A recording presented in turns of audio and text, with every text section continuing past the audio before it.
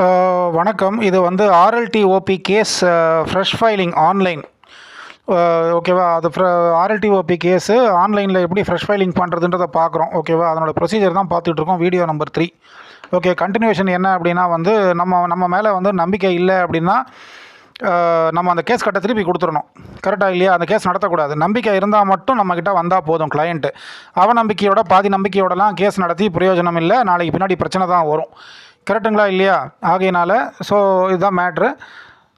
இப்போ வந்து என்னென்னா, அந்த சொத்து ஃபஸ்ட்டு நம்ம லிஸ்ட் ஆஃப் டாக்குமெண்ட்ஸ் போடும்போது அந்த சொத்து அவருக்கு எப்படி வந்துச்சு அப்படிங்கிற சான்றிட்ட நகலை அவர் நமக்கு கொடுப்பார், அந்த லேண்ட்லார்டு கொடுப்பார். அந்த சான்றிட்ட நகல் நம்ம என்ன பண்ணணும்னா அதை ஸ்கேன் பண்ணி நம்ம ஆன்லைனில் அப்லோடு பண்ணணும். கரெக்டாக? அதில் வந்து சர்டிஃபைடு காப்பியாக இருந்தாலும் 5 ரூபா நம்ம ஸ்டாம்ப் ஒட்டணும்.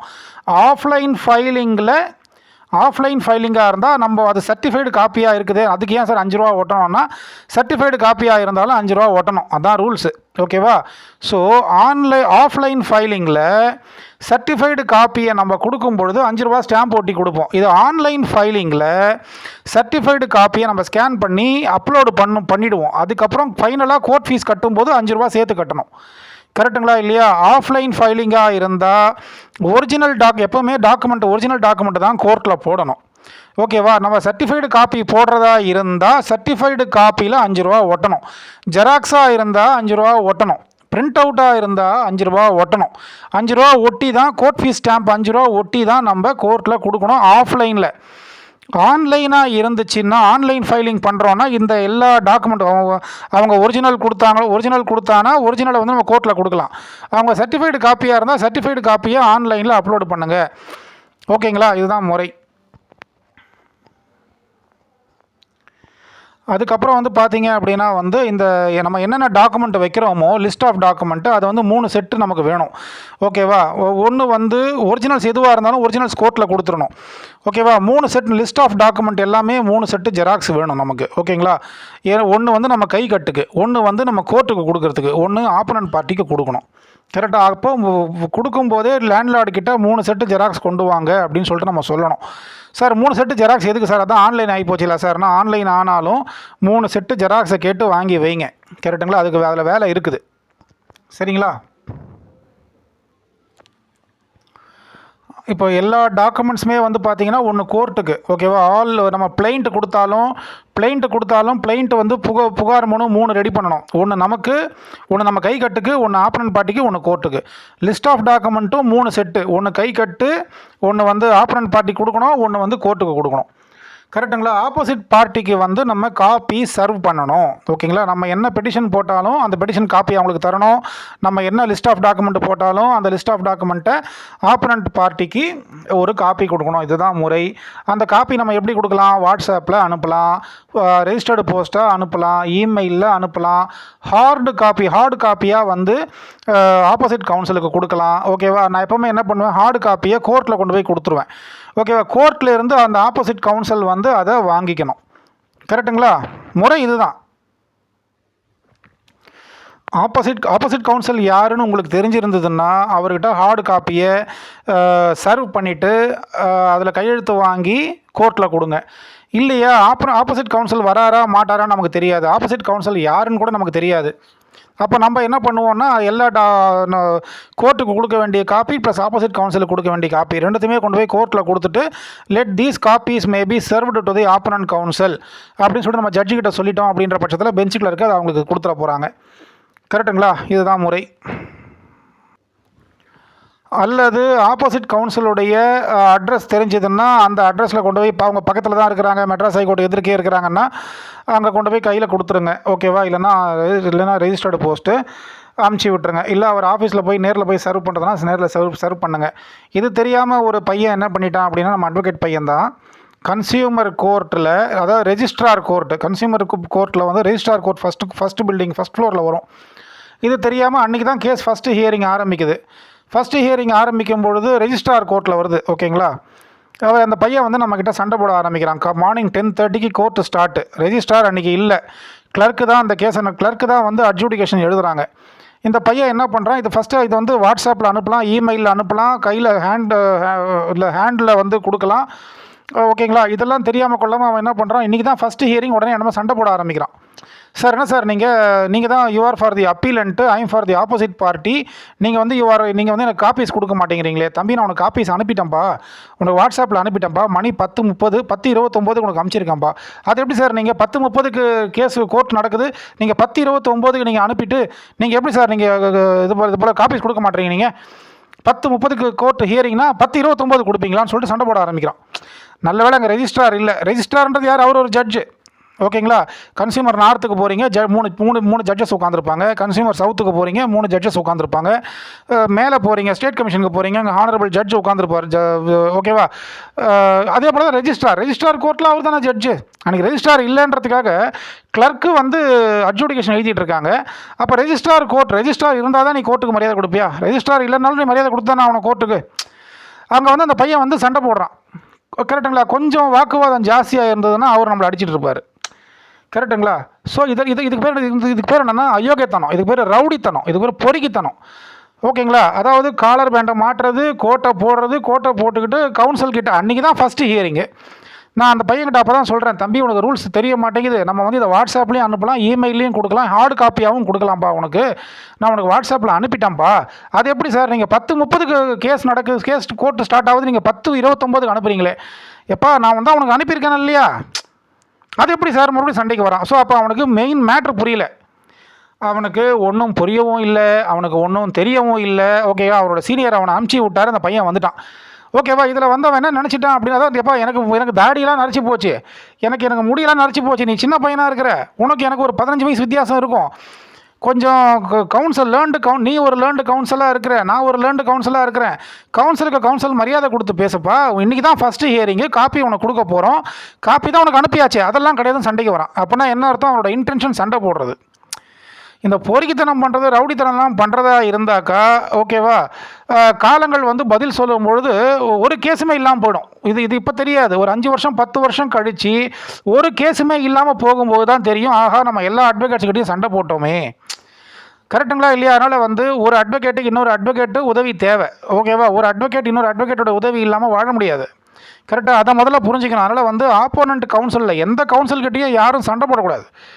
கரெக்டுங்களா? ஃபஸ்ட்டு ரூல்ஸை தெரிஞ்சுக்கணும், ப்ரொசீஜர்ஸை தெரிஞ்சுக்கிட்டு அதுக்கப்புறம் பேசணும். சார் நீங்கள் தான் அப்பீலன்ட்டு, நான் ஆப்போசிட் பார்ட்டி, நீங்கள் காப்பி சர்வ் பண்ணணும், காப்பி சர்வ் பண்ணலீங்களே சார், காப்பி சர்வ் பண்ணுவீங்களா சார், எப்படி சார் சர்வ் பண்ணுவீங்கன்னு சொல்லிட்டு கேட்டிங்கன்னா அவங்களே சொல்லுவாங்க. அதை விட்டுட்டு வந்து ஓப்பன் கோர்ட்டில் அங்கே கிளர்க்கு வந்து அட்ஜுடிகேஷன் எழுதிக்கிட்டு இருக்காங்க, இவன் சண்டை போடுறான்னா அப்போ இவனோட மனநிலை எப்படிப்பட்டதாக இருக்கும்? இவன் நிஜமாவே அட்வொகேட்டான்னு தெரியல. கரெக்டுங்களா? ஸோ இந்த ரவுடித்தனம் பொறுக்கித்தனம் பண்ணுறதை அடியோடு விட்டுறணும். எந்த ஒரு லேர்ன்டு கவுன்சிலும், ஒரு டிசிப்ளின்டு லேர்ன்டு கவுன்சில் வந்து இந்த மாதிரி வந்து பொறுக்கித்தனம் ரவுடித்தனம் பண்ண மாட்டாங்க. கரெக்டுங்களா? ஸோ ரூல்ஸை தெரிஞ்சுக்கங்க, தயவு செஞ்சு நீங்கள் ரூல்ஸை தெரிஞ்சுக்கணும் ஒவ்வொருத்தரும். கரெக்டுங்களா? அப்போ தான் நம்ம கோர்ட்டில் வந்து ஒரு லேர்ன்டு கவுன்சிலாக ஒரு ப்ராக்டிசிங் தொழில் பண்ண முடியும், லீகல் ப்ரொஃபஷன் பண்ண முடியும். இல்லைனா பண்ண முடியாது. நம்ம கட்ட பஞ்சாயத்து அட்வொகேட் நம்மளை வந்து முத்திரை குத்திடுவாங்க. சரிங்களா? அதாவது சீனியர்ஸ் வந்து ஜூனியர்ஸுக்கு சொல்லிக் கொடுக்கணும், தம்பி எந்த அட்வொகேட்டையும் சண்டை போடக்கூடாது, எல்லார்கிட்டையும் நட்புறவாக பழகணும், எல்லார்கிட்டையும் ப்ளீஸிங்காக பேசணும், கரெக்டாக எல்லார்கிட்டையும் ரெக்வஸ்ட்டாக பேசணும். ஓகேவா? அப்படி அவங்க உனக்கு சரியாக ரெஸ்பாண்ட் பண்ணலைன்னா என்கிட்ட சொல்லு தம்பி, நான் அந்த ஆப்போனன்ட் கவுன்சில்கிட்ட பேசுகிறேன் அப்படின்னாச்சும் அந்த சீனியர் கவுன்சில்ஸ் வந்து அந்த ஜூனியர்ஸுக்கு சொல்லித்தரணும். எதுவுமே கிடையாது, அவன் பாட்டு வந்துட்டான், விட்டா ஒரு 10 நிமிஷத்தில் அங்கே வந்து நான் சொல்லிட்டேன், தம்பி இது வந்து ரெஜிஸ்ட்ரார் கோர்ட்டில் 10:31 இப்போ தான் ஐட்டம் நம்பர் 1 கூப்பிடுறாங்க, சத்தம் போடாத தம்பி, இது நல்லது இல்லை, இப்போ மரியாதையாக பேசு அப்படின்ன உடனே அந்த பையன் என்ன பண்ணால் வேறு வழி இல்லாமல் கம்முன்னு ஆகிட்டான்.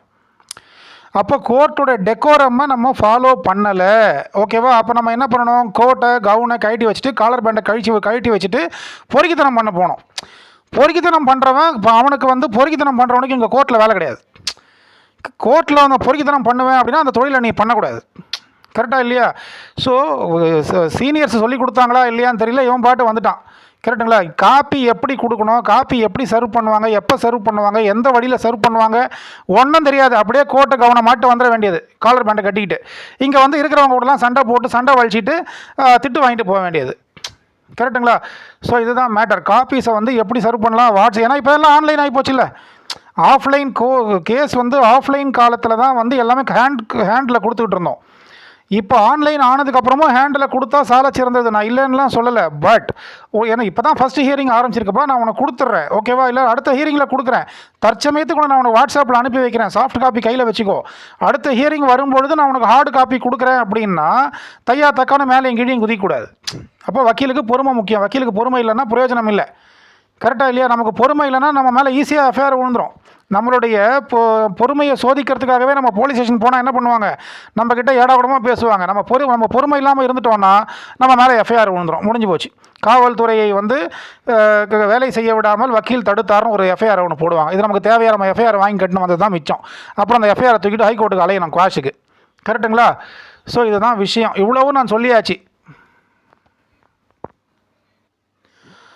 லிஸ்ட் ஆஃப் டாக்குமெண்ட்ஸு என்ன பண்ணுங்க அப்படின்னா, எல்லா கவுன்சில்ஸும் கொஞ்சம் ஒரு ஹார்டு காப்பியை ஒரு ஜெராக்ஸ் எடுத்து ஆப்பரண்ட் பார்ட்டிக்கு கொடுத்துருங்க. அப்போ தான் வந்து அவங்க, ஏன்னா நம்ம வக்கீல்கள் காலங்காலமாக வந்து நம்ம கம்ப்யூட்டரு, லேப்டாப்பு, லேப்பு இதிலெல்லாம் பார்த்து நமக்கு பழக்கம் இல்லை. நம்ம எல்லாமே வந்து எப்படி இருக்கிறோம், கேஸ் கட்டு, பேப்பரில் தான் படித்து நமக்கு பழக்கம். நம்ம யாருமே வந்து சட்டம் எல்லார் ஆஃபீஸ்லையும் சட்ட புத்தகம் இருக்கும். யாருமே வந்து சட்டத்தை வந்து கம்ப்யூட்டரில் படிக்க மாட்டோம். எல்லாம் புக்கு வாங்கி படிப்போம். எல்லாம் பேப்பர், பென்சில் தான் நம்ம. ஸோ நம்ம எந்த ஒரு லிஸ்ட் ஆஃப் டாக்குமெண்ட் கொடுக்குறதா இருந்தாலும் ஆப்பரண்ட் பார்ட்டிக்கு ஹார்டு காப்பி ஒன்று கொடுக்கணும். அதுதான் ஆன்லைன் ஆகி போச்சு இல்லை, ஆன்லைன் ஆகிடுச்சு, நான் உனக்கு வாட்ஸ்அப்பில் அனுப்புகிறேன், இமெயிலில் அனுப்புகிறேன், போய் பார்த்துக்கோ அப்படின்னு சொன்னால் அவங்களுக்கு கோவம் வரும். இப்போ அந்த பையன் என்கிட்ட எகிறன மாதிரி எல்லார்ட்டையும் அப்புறம் வந்து ஒவ்வொருத்தரும் வந்து என்ன இப்படி அட்வொகேட்ஸ் இப்படி பழகிறாங்களே, நம்ம சைடில் தப்பு ஓகேவா. நான் வந்து என்ன பண்ணியிருக்கணும்னா, அன்றைக்கி வந்து அந்த பையனுக்கு ஒரு ஹார்டு காப்பி கொடுத்துருக்கணும். பட் எனக்கு அன்றைக்கி 4-5 கேஸ் இருக்கிறதுனால என்னால் கொடுக்க முடியாமல் போயிடுச்சு. சரிங்களா? இதுதான் மேட்டர்.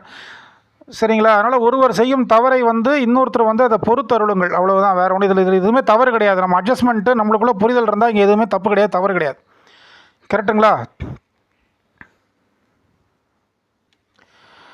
என்ன ஆகும்னா, சார் என்ன சார் நீங்கள் கேஸு போட்டிங்க, கேஸை நம்பரிங் பண்ணிட்டீங்க, எல்லாத்தையும் வந்து ஆஃப்லைனில் போய் எடுத்துக்கோன்னு சொல்கிறீங்க, நான் போய் நீங்கள் கொடுத்தது லிஸ்ட் ஆஃப் டாக்குமெண்ட் 20 பேப்பர் இருக்குது, 20 பேப்பரை நான் போய் ஜெராக்ஸ் எடுக்கிறதா அப்படின்வான். கரெக்டுங்களா? வேண்டாம், பண்ணி ஜெராக்ஸ் எடுக்காதப்பா, நீ பிரிண்ட் எடுக்காதப்பா, உனக்கு பிரிண்ட்டுக்கு 2 ரூபா செலவு, இந்த ஹார்டு காப்பி வச்சுக்கோ அப்படின்னு நம்ம கையில் கொடுத்துடணும். கரெக்டுங்களா? அதுதான் சிறந்தது. சரிங்களா? அதுக்கப்புறம் வந்து இந்த ரெண்டல் அக்ரிமெண்ட், இப்போ ரெண்டல் அக்ரிமெண்ட் வந்து லேண்ட்லார்டுக்கும் டெனண்ட்டுக்கும் மத்தியில் ஒரு ரெண்டல் அக்ரிமெண்ட் இருந்துச்சுன்னா அந்த ரெண்டல் அக்ரிமெண்ட்டை வந்து ஒரிஜினலை தான் கோர்ட்டில் கொடுக்கணும். ஓகேங்களா? ஒரு ஜெராக்ஸ் காப்பி ஆப்பரண்ட் பார்ட்டிக்கு கொடுத்துடணும், ஒரு ஜெராக்ஸ் காப்பி நம்ம கையில் இருக்கணும். ரெண்டல் அக்ரிமெண்ட் ஒரிஜினல் இருந்துச்சுன்னா அந்த ஒரிஜினலில் வந்து ஆன்லைனில் நம்ம வந்து என்ன பண்ணணும், அதை வந்து அதை வந்து ஸ்கேன் பண்ணி ஆன்லைனில் அப்லோடு பண்ணணும். ஓகேங்களா? ஸோ இப்போ வந்து மெயின் என்னது, ஒரு பிளைண்ட் ரெடி பண்ணியாச்சு. பிளைண்ட்டுக்கு அப்புறம் லிஸ்ட் ஆஃப் டாக்குமெண்ட்டில் வந்து அந்த சேல் டீடோ, செட்டில்மெண்ட் டீடோ, பார்ட்டிஷனோ அது ஒரு சர்டிஃபைடு காப்பி, அதை ஸ்கேன் பண்ணி அப்லோடு பண்ணணும். அதுக்கப்புறம் rental agreement between the landlord and tenant, அந்த ஒரிஜினல் இருந்துச்சுன்னா அந்த ஒரிஜினலை ஸ்கேன் பண்ணி வெப்சைட்டில் அப்லோடு பண்ணணும். ஓகேங்களா? அதுக்கப்புறம் வந்து பார்த்திங்கன்னா லேட்டஸ்ட்டு ப்ராப்பர்ட்டி டேக்ஸ் ரெசிப்ட், ஐயா அந்த வீடு எந்த தான், ஓகேங்களா, இதுக்கு வந்து நான் ப்ராப்பர்ட்டி டேக்ஸ் கட்டிட்டு வரேன் பாருங்கள் அப்படின்னு சொல்லிட்டு அந்த லேட்டஸ்ட்டு ப்ராப்பர்ட்டி டேக்ஸ் ரெசிப்ட் ஒரு 2-3 ரெசிப்ட் இருந்தாலும் அதையும் வந்து வக்கீல்கிட்ட கொடுங்க. வக்கீல் வந்து என்ன பண்ணுவாங்கன்னா அதை ஸ்கேன் பண்ணி அதை அப்லோடு பண்ணுவாங்க. சரிங்களா? அதுக்கப்புறம் வந்து கண்டிப்பாக வந்து லேண்ட்லார்டு வந்து டெனண்ட்டுக்கு ஒரு லீகல் நோட்டீஸ் அமைச்சிருப்பாங்க. அந்த லீகல் நோட்டீஸ் வந்து அந்த லீகல் நோட்டீஸ் வந்து ரிசீவ் பண்ணியிருந்தால் ஏடி கார்டு உங்களுக்கு வந்திருக்கும். அந்த ஏடி கார்டை கோர்ட்டில் நம்ம தாக்கல் பண்ணணும். அந்த ஏடி கார்டையும் ஸ்கேன் பண்ணி வெப்சைட்டில் அப்லோடு பண்ணணும். ஓகேங்களா? அதுக்கப்புறம் வந்து பார்த்திங்கன்னா அதை ரிசீவ் பண்ண டெனண்ட் என்ன பண்ணுவார் அப்படின்னா, அவர் ஒரு ரிப்ளை நோட்டீஸ் அனுப்புவார் ஒரு வக்கீலை வச்சு. அந்த ரிப்ளை நோட்டீஸை நம்ம ரிசீவ் பண்ணுவோம். அந்த ரிப்ளை நோட்டீஸை ஒரு ஜெராக்ஸ் எடுத்து வச்சுக்கிட்டு அதை வந்து ஸ்கேன் பண்ணி வெப்சைட்டில் அப்லோடு பண்ணணும். சரிங்களா? அதுக்கப்புறம் ஈசினா என்கம்பரன்ஸ் சர்டிஃபிகேட், இந்த வீடு வந்து என் பேரில் தான் இருக்குது அப்படின்னு அந்த ஈசி சொல்லும். கியூஆர் கோடு ஈசியை வந்து நம்ம வந்து அதை வாங்கணும். கியூஆர் அந்த பணம் கட்டி டிஎன் ரெஜினட் வெப்சைட்டில் போயிட்டு பணம் கட்டி அந்த கியூஆர் கோடு என்கம்பரன்ஸ் சர்டிஃபிகேட்டை வந்து நாம் வந்து அதை எடுத்து நம்ம வந்து அதை ஸ்கேன் பண்ணி வெப்சைட்டில் அப்லோடு பண்ணணும், நம்ம ஃபைலிங் வெப்சைட்டில். ஓகேங்களா? எல்லாமே வந்து ஒரிஜினல் கொடுக்கறது நல்லது. ஓகேவா? ஜெராக்ஸாக இருந்தாக்கா அதுக்கு வந்து 5 ரூபான்னு சொல்லிவிட்டு ஒவ்வொன்றுத்துக்கும் 5 ரூபா ஒட்டணும். கியூஆர் கோடாக இருந்தாலும் 5 ரூபா ஒட்டணும். கரெக்டுங்களா இல்லையா? வக்கீல் நோட்டீஸ் வந்து அவங்க நமக்கு அமைச்சிருப்பாங்க, அது ஒரிஜினல், அதை அப்படியே கோர்ட்டில் கொடுக்கலாம். அதுக்கு வந்து என்ன தேவையில்லை, அதை வந்து ஸ்கேன் பண்ணி அப்லோடு பண்ணணும் ஃபைலிங் வெப்சைட்டில். அதுக்கு வந்து 5 ரூபா ஒட்ட வேண்டிய அவசியம் கிடையாது. சரிங்களா? இதுதான் மேட்டர். அதுக்கப்புறம் நம்ம இந்த பிளெயிண்ட் இருக்குது பார்த்தீங்களா, பிளெயிண்ட்டை வந்து நம்ம வந்து உருவாக்கும் பொழுது அதை வந்து நம்ம ஆஃப்லைனில் நம்ம என்ன பண்ணுவோம் அப்படின்னா, பிளெயிண்ட்டோட பின்னாடி 3 வெள்ளை ஷீட்டை வச்சுட்டு அதுக்கு பின்னாடி ஒரு டாக்கெட்டை வைப்போம். ஓகேங்களா. நம்ம ஏன் வந்து இது ஆஃப்லைன் ஃபைலிங் பண்ணும்போது பிளெயிண்ட்டை நம்ம உருவாக்கும் போது பிளெயிண்ட்டுக்கு பின்னாடி 3 ஒயிட் ஷீட் வச்சு நம்ம தைப்போம். ஏன்னா அது அப்படியே கோர்ட்டுக்கு போகும். பாசிங் ஆஃபீஸர் வந்து அதில் ஏதாச்சும் ரிட்டர்ன்ஸ் இருந்துச்சுன்னா இது தப்பு, இது ரைட்டு, இது மிஸ்டேக்கு, இதை சரி பண்ணுங்கன்னு சொல்லிட்டு அவங்க எழுதுவாங்க. அவங்க எழுதுறதுக்கு அது வசதியாக இருக்கும். அதுக்காக தான் அந்த 3 ஒயிட் ஷீட் வைக்கிறோம். அது ஆஃப்லைனில். ஆன்லைனில் அப்படி வைக்க வேண்டிய அவசியம் இல்லை. ஆன்லைனில் நம்ம ஜஸ்ட்டு அந்த பிளெயிண்ட்டை ரெடி பண்ணி ஸ்கேன் பண்ணி ஃபைலிங் வெப்சைட்டில் அப்லோடு பண்ணாலே போதும். அவங்க வந்து ஆன்லைன்லேயே நமக்கு ரிட்டர்ன் போடுவாங்க. நம்ம அதை ஆன்லைன்லேயே மறுபடியும் இது என்ன பண்ணலாம், கம்ப்ளை பண்ணலாம். சரிங்களா, இதுதான் மேட்ரு. நம்ம வந்து என்ன பண்ணுவோன்னா, ஆஃப்லைனில் வந்து இந்த பிளெயிண்ட்டை வந்து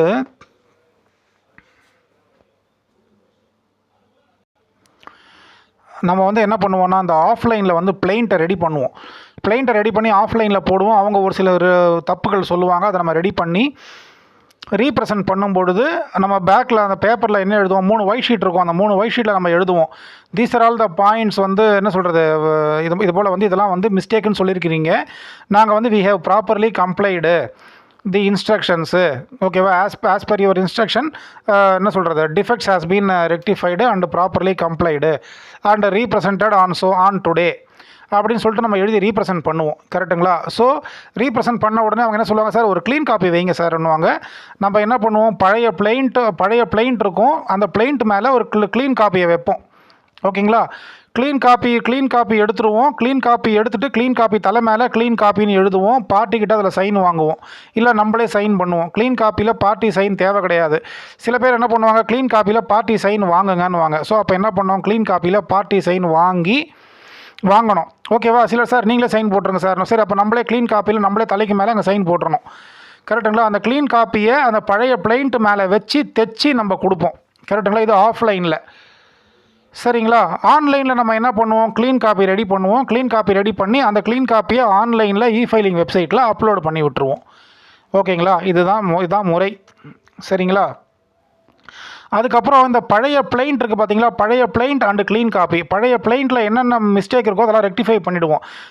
ரெக்டிஃபை பண்ணி தான் நம்ம க்ளீன் காப்பி எடுப்போம். சார் இப்போ க்ளீன் காப்பியில் என்னென்னலாம் ரெக்டிஃபை பண்ணிங்களோ அதையெல்லாம் பழைய பிளெயிண்ட்டில் எழுதுங்க சார்னுவாங்க. அந்த தப்பையெல்லாம் நம்ம பழைய பிளெயிண்ட்டில் நம்ம மேலே ஓவர் ரைட்டிங் பண்ணுவோம். கரெக்டுங்களா. ஸோ இதை நான் சொன்னால் உங்களுக்கு புரியாது. மேபி நீங்கள் என்ன சொல்கிறது, நீங்கள் ப்ராக்டிசிங் அட்வொகேட்டாக இருக்கலாம், இன்றைக்கி வந்திருக்கலாம், 1 இயர் முன்னாடி வந்திருக்கலாம், இதெல்லாம் நீங்கள் செஞ்சுருக்கலாம். நான் செய்யாதவங்களை பற்றி சொல்லிகிட்டு இருக்கேன். ஸோ இப்போ பழைய பிளெயிண்ட்டில் என்னென்ன ரிட்டர்ன் போட்டாங்களோ அதெல்லாம் நம்ம கம்ப்ளை பண்ணி ரீப்ரசன்ட் பண்ணுவோம். அதுக்கப்புறம் ஒரு க்ளீன் காப்பி வைக்க சொல்லுவாங்க. க்ளீன் காப்பி வைப்போம். அந்த க்ளீன் காப்பியை வந்து அந்த பழைய பிளெயிண்ட்டுக்கு மேலே வச்சு தைச்சி கொடுக்க சொல்லுவாங்க. வச்சு தைச்சி கொடுக்கணும்.